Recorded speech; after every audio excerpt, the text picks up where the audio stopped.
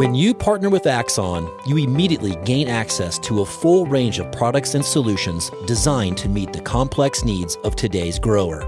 We carry all major brands and sizes of tires and wheels.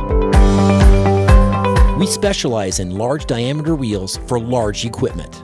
We have one of the largest OEM replacement wheel inventories in North America.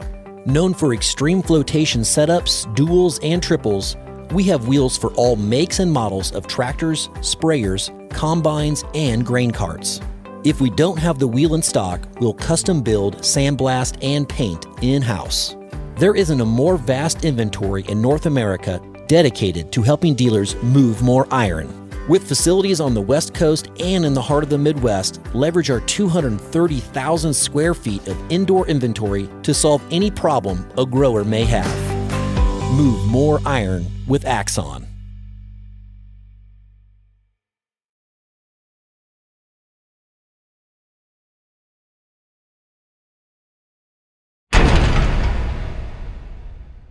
Moving iron.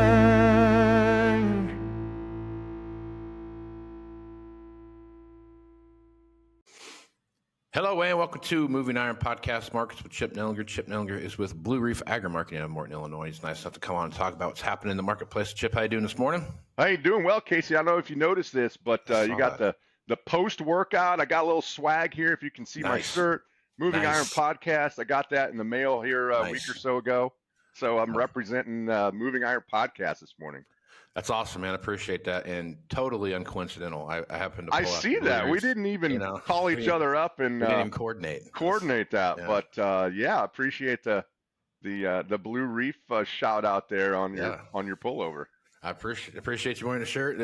We've had the official kickoff to winter here in Scottsbluff, Nebraska. We've got almost snowed. We got some below freezing temperatures coming our way overnight, so we're going to be looking at some slowing of harvest here. I think we got a ton of rain and we got this happening here. So this freeze that comes Saturday is going to kind of finish off corn that's in the field, dry it down, start getting it drying down faster. But it's that time of the year for us, so this is not a big shock. But I guess, Chip, as you're looking around what's going on in Illinois there, what are you seeing as far as harvest progress goes?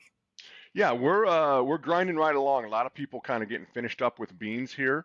Going to be refocused on corn. There was a little bit of rain that moved through kind of the northern quarter maybe of Illinois, and that rain was welcome. It's not maybe the right time as far as harvest goes, but there was some decent rain kind of in that Mississippi River Valley. Hopefully some of that was able to run off or get into some of those tributaries and get into and down the Mississippi River, because that's a real big bottleneck right now with their low water levels there. But this rain's supposed to kind of clear out here. Temperatures, we've been nice and kind of unseasonably warm. I think maybe yesterday was the end of it for us. It was almost 80 degrees. It's going to drop a lot here going into the weekend and next week. But I would say I think the market, as of next Monday on the harvest progress report, we're expected to be, kind of hit or be above that magical 50% level. And so, once you get to there and up towards that 60% range, typically the market kind of, digested the harvest and looking ahead instead of worrying about this big harvest glut. And it's kind of right on time with this report we saw yesterday and where we're at on the calendar. Makes a lot of sense why maybe we've kind of seen some potential harvest lows in here. And now, obviously, you got a lot of outside market and geopolitical influences going on as well that could affect things. Yeah, a few things going on in the world right now. You've got, I tell you what, it's just like everything's happening at one time. You've got Putin, who is he's probably ticked better than Biden when it comes to how his mental state is. But he's talking about, I'm going to use nuclear missiles, nuclear bombs, and just end this thing altogether. And of course, I don't know if that's saber rattling or what that is, but when someone says something like that, you kind of have to halfway take it serious a little bit, And then you start looking at the Israeli-Hamas thing, and Iran is really close to jumping in the middle of this deal, so that's going to even escalate it even further. You start seeing stuff like that pop up, and like we talked about beforehand, you're talking about oil going up, had a big sharp up turn this morning. Gold's up like $40, an ounce. So those are all some pretty significant jumps in something going on there. So geopolitically, Chip, as you look at this, what's your thoughts, I guess? Yeah, I think it's a powder keg, obviously. And as you mentioned, it seems like the rest of the world does a lot of saber rattling, right? We've heard Right. it from Putin many times. I'm not ruling out nuclear weapons, blah blah blah. And in most cases, it is saber rattling. In this case, I'm not so sure when you're talking to Israel if you're looking at the same type of animal here that the rest of the world exhibits. And they've been pretty clear. We're going to kill every terrorist. They gave a 24-hour warning here yesterday. They notified the United Nations to kind of exit, to safe passage out of the Gaza Strip. And I don't, I think they're serious. I don't think that's a bit of saber rattling. And I think that they're going to attempt it. And here overnight, early morning in the Middle East, overnight here, you had Iran say, well, we're going to monitor how this goes as to, what Israel does as to whether we're going to get involved or not. And obviously that sparked a huge kind of flight to safety type rally, if you want to call it that. Crude oil's up almost $4. The gold market, which really is your kind of safe haven market, it's up like $42, $43 an ounce right now. That's a big move for gold. And so over this weekend, there's going to be a lot of, as there will be going forward, a lot of nervousness as to what's going to happen with this conflict.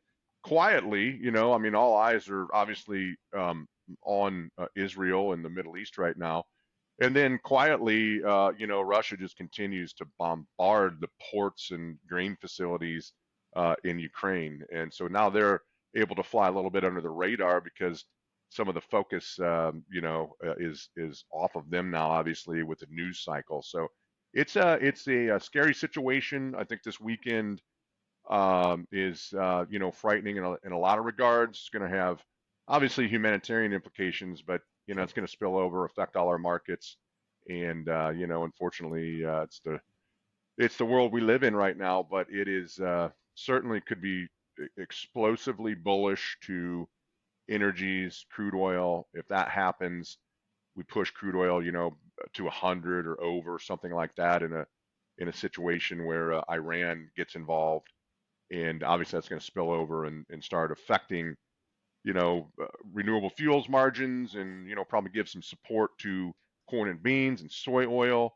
and that may spill over and even produce some money flow into commodities in general, just because of this inflationary thing. And that's another thing that's in the gears here is we had a inflation report out yesterday, and it's still rearing its ugly head. And if you see a big push higher in energy prices in the energy complex, that's just going to go right to the bottom line and hit the consumer right in the pocketbook when they're kind of stretched thin right now. So you've got this whole domestic economy and world economy involved in it as well. So there's no way to escape it. I mean, we're all interrelated right now. It's going to be a kind of a scary weekend with what's transpiring in Israel, and the markets are responding accordingly. Yeah, it's just nuts. And then we had the report come out yesterday, which I don't want to say there was a ton of fireworks there. There was some stuff that was a little bit, didn't see that coming, but it was kind of more of didn't really blow anything up, things. Yeah, you saw some buying and some selling take place, but really it was, the USDA didn't really stretch their neck out too far. No, they didn't. I think the biggest thing was we had a really nice, strong reaction to it. Obviously getting some follow through to the upside in the overnight. That probably more is spillover from, crude oil being up almost $4 than the report. But, I think two things there. The yields did get cut a little bit. Although that was the average estimate was for a small cut in yields. How they develop that estimate is they take the range from low to high and just split the middle. And so it doesn't give a true indication of what the market really thinks. And I think the market had sold off really hard into this report, especially in the case of beans. The funds had exited their entire long position, probably were a little bit net short in beans going into this report. think there was a huge fear there that the USDA would go up in yields. And so, you almost had a situation where, everybody's leaning on one side of the boat and, not expecting a friendly report, fearing increasing yields. You didn't get that. And then along with that, you had a pretty strong cut in world bean carryout. It was about 4 million tons below the average estimate. It was way under the lowest estimate. And so, the bean market, I think, especially was kind of stretched too far one way, expecting bearish numbers, expecting a push back towards or under $12. And, you just stretch that rubber band too far. And, the shorts ran for cover. You had a big day in beans yesterday.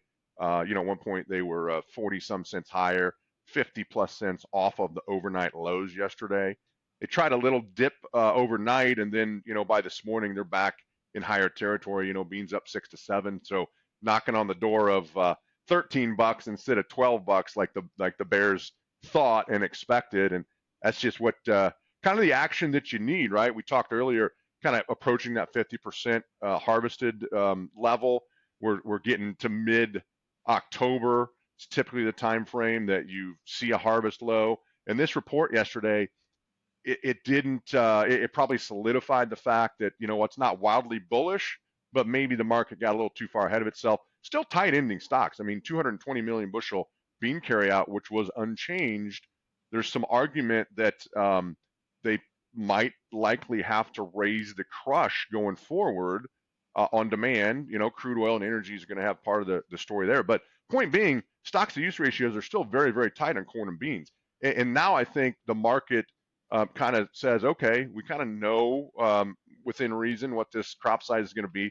Oh, by the way, South America should be planting beans. The northern 2/3 of Brazil, they have the same situation. It's so dry there, they can't, do barge traffic. They can't ship corn out of their rivers in the northern portion of Brazil, much like the Mississippi River we're dealing with here. In southern Brazil, they can't plant because it's flooding rains. And in Argentina to the south, they're going into their third year of a drought without really much, healing from that drought over their winter. And so the conditions right now are pretty bad in South America. Now it's early enough because they have a long extended growing season. They can still get stuff planted. But if you get too deep in this, then it starts affecting the second crop corn, in Brazil. And so I think the market's now saying, okay, now we kind of know it's not the worst case scenario. We don't have rising yields. Bean carryout still pretty tight at 220 million bushels. And we've got all this uncertainty in the Middle East and the rest of the world. And on top of that, South America is not off to a great start. So we have zero weather risk or risk premium in any of our markets. The funds are short huge amounts of corn and wheat. And with all that's going on, maybe, just maybe, we're about to swing the pendulum back the other way now and put a little risk premium in our markets and get the shorts kind of taking some profits in corn and wheat and heading for the exits. Yep. Okay.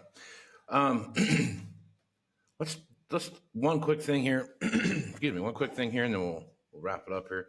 As you're looking at your thoughts, so China came out last night or yesterday, I don't remember when it was, but they came out and said, hey, we're going to put this $9.5 trillion pool of money together, and we're going to throw it against our stock market. That way no one can lose, and we're all going to be big winners here. That's a significant amount of quantitative easing that they're going to be throwing out there. They're already in a pickle anyhow, I guess. As you take a look at this, you can't believe anything that comes out of China anyway. But as you kind of take a look at this, what do you think that's going to do to our export business? Do you think that's going to put more money out there for people to start looking at? Hey, we're gonna look at getting some more stuff over there than we've seen in the past. What are your thoughts on that? Yeah, I'm glad you brought that up because I think that is a significant factor that just that news just kind of hit. And so I think that just goes right into this whole inflationary aspect of China is going to be seen to be putting money towards whatever it is, their stock market, stabilize their economy, however you want to spin that. That becomes inflationary. And everyone was worried about China's not buying, and China has imported a record amount of beans. Yeah. it hasn't been all our beans because of the size of the Brazil bean crop, and they're still taking Brazil beans. But, very quietly, all these demand bears are like, our exports are horrible. China's on a holiday last week. Well, you know what? 3 days of the week they were on a holiday, they bought U.S. beans. I think they bought U.S. beans twice so far this week. They're buying beans, right? And so if they're going to put a bunch of money into stimulating their economy and their stock market and putting money into the people's hands, it's no different than what we went through at COVID, right? Sure. People have money, they're going to spend it, and it's going to do its job. Now, in the same breath, that's going to become inflationary, right? They're going to export inflation back over here, which may, as a conspiracy theorist, I'm not a doctorate in conspiracy theory. I just have my associate's degree, but that could be part of this whole process, is to stretch us thin on multiple fronts of conflicts, continue to crumble our economy. It doesn't take a rocket scientist to figure that out, and that might be all part of the plan. But for commodities and our commodities that China buys of U.S. goods, it could be something that stabilizes us and becomes a little bit friendly from a demand standpoint. So that may be part of what is into the bean market this morning, as well as obviously these strong crude oil prices. Yeah, I saw that coming. I'm like, man, that seems like a good opportunity, because that's the same thing I thought about was, hey, what we saw happen when all the COVID money came out and people were buying campers and new cars and four-wheelers and compact tractors and paying down debt and doing home projects and those kind of things, and the amount of money that got thrown out there. But then on the back end of that, what we're seeing now is the effects of that, and it's going to compound that even more with what's going on with the inflation that we're going to see come out of China too. So and it's like so I think the take home is they still have a big appetite, right? Now they've been buying it from cheaper places, and we've said that all along. I mean, it doesn't take a brain surgeon to figure out that they see us as the enemy. They will buy stuff from us if they absolutely have to, but if they can buy it anywhere else, they will. And they've been buying a huge amount of corn and beans from Brazil. But those are not never-ending supplies, right? They're getting towards the end of it in corn, and they can't ship stuff out as fast because of their drought and their river situation. And, all along, they've been buying record amounts of stuff. And so eventually that demand is going to shift over here, and this may be something that kind of accelerates that, so to speak. And they've recently bought wheat from us. They've been buying a large amount of beans, even though it's down from a year ago level. So it's something that could be, fairly friendly here from a demand perspective. And that's the other thing about, where we're at on the calendar and harvest. Typically, this is a time frame as you go forward into November and December and the end of the year where our exports do start picking up. So it'd be nice to see a little bit of rain and get those Mississippi River levels up and get this grain flowing at a really important time. Yeah, for sure. All right, Chip, good place to stop there. Folks want to reach out to you and get more information about what you're doing over at Blue Reef Agri-Marketing. What's the best way to do that? Yeah, just give us a call to our office. It's 309-550-7213. Love to chat with you. If you're kind of bored in the combine going back and forth and thinking about the markets and your risk management plan, don't hesitate to reach out. Right on, man. Chip, appreciate you being on the podcast, man. We'll talk to you next week. All right. Thanks a lot, Casey. Right on. I'm Casey Seymour with Moving Iron Podcast. Check me out on Facebook, Twitter, and Instagram at Moving Iron LLC, LinkedIn at Moving Iron Podcast. Go over to the YouTube channel, which is cleverly named the Moving Iron Podcast YouTube channel. Check that out there. See the video version of this. Then go to movingironllc.com for everything Moving Iron related. So check that out there. I got some big announcements coming out. Got a new we booked the Moving Iron Summit coming up here in Nashville, Tennessee. That'd be November 4th through the 6th in Nashville. Chip's going to be there. Going to be talking about what's going on in the world of commodities. So more information about that to come. So with that, I'm Casey Seymour with Chip Nellinger. Let's go with some iron, folks. Out. Moving iron in the 21st century.